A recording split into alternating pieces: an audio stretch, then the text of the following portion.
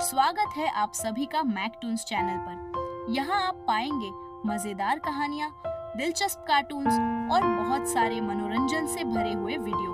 हर हफ्ते हम आपके लिए नई और रोमांचक कहानियाँ लेकर आते हैं जो आपको हंसाएंगी, सिखाएंगी और आपके मन को छू जाएंगी। तो जल्दी से सब्सक्राइब करें और घंटी का बटन दबाएं ताकि कोई भी नया वीडियो आपसे मिस ना हो। चलिए एक नई दुनिया में कदम रखते हैं। गंगा नदी के किनारे एक साधु रहते थे। वे न केवल विद्वान थे बल्कि उनके पास जादुई शक्तियां भी थीं। एक दिन वे ध्यान में मग्न थे, तभी बाज की चोंच से एक चूहिया छूटकर उनके हाथों में आ गिरी। उसकी छोटी सी पूंछ व काली चमकीली आंखें थीं। उन्हें वह बहुत अच्छी लगी, पर घर ले जाने से पहले उन्होंने जादुई मंत्रों के प्रयोग से उसे एक लड़की में बदल दिया।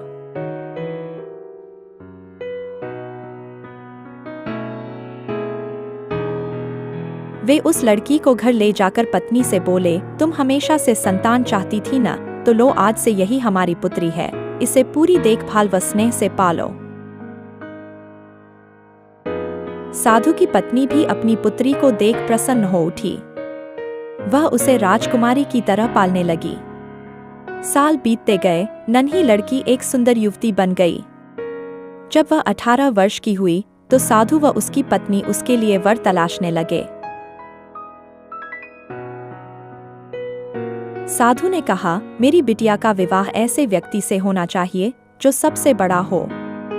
मेरे हिसाब से सूर्य ठीक रहेगा। पत्नी ने भी हामी भरी। उन्होंने जादुई मंत्रों के प्रयोग से सूर्य को नीचे बुला लिया। उन्होंने उसे अपनी पुत्री से विवाह करने को कहा, पर पुत्री ने पहले ही न कर दी। वह बोली, पिताजी, यह तो बहुत गर्म है। मैं उससे विवाह करूंगी जो इससे भी बेहतर हो। साधु निराश हो गए। उन्होंने सूर्य से कहा कि वे ही कोई वर सुझाए। सूर्य ने कहा, बादलों के देवता से बड़ा कौन होगा, उनमें तो मेरी किरणों को भी रोकने की शक्ति है। साधु ने बादलों को नीचे बुलाया व अपनी पुत्री से विवाह करने को कहा, पर इस बार फिर पुत्री ने मना कर दिया व बोली, ये तो कितना बदसूरत है, मैं इससे विवाह नहीं कर सकती। साधु ने बादल देवता से कहा कि वही कोई अच्छा वर सुझा दें।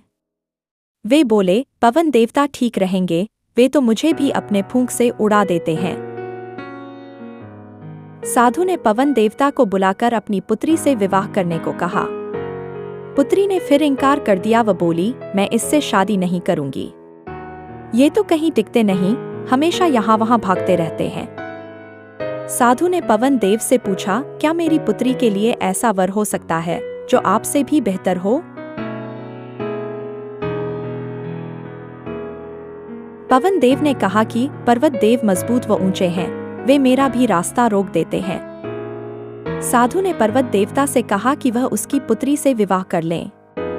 पुत्री ने फिर से मना कर दिया व बोली, ये तो बहुत लंबे, सख्त व कठोर हैं, मैं इनसे विवाह नहीं कर सकती, इनसे भी कोई बेहतर चाहिए।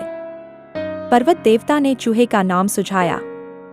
वे बोले, माना मैं काफी सख्त, मजबूत व ऊंचा हूं, पर चूहे मुझ में भी आसानी से बिल बना सकते हैं। साधु ने चूहे को बुलाया। उसे देखते ही उसकी पुत्री खुशी से उछल पड़ी, हाँ पिताजी, यही तो है वह, मैं जिससे शादी करना चाहती थी।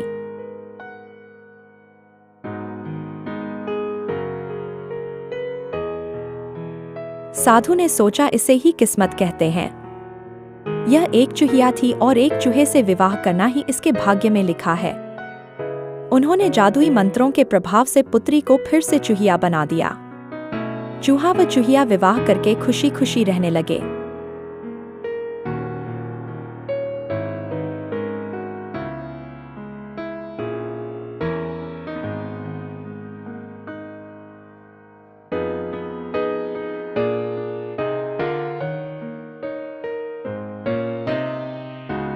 कोई भी अपने मूल स्वभाव को नहीं बदल सकता।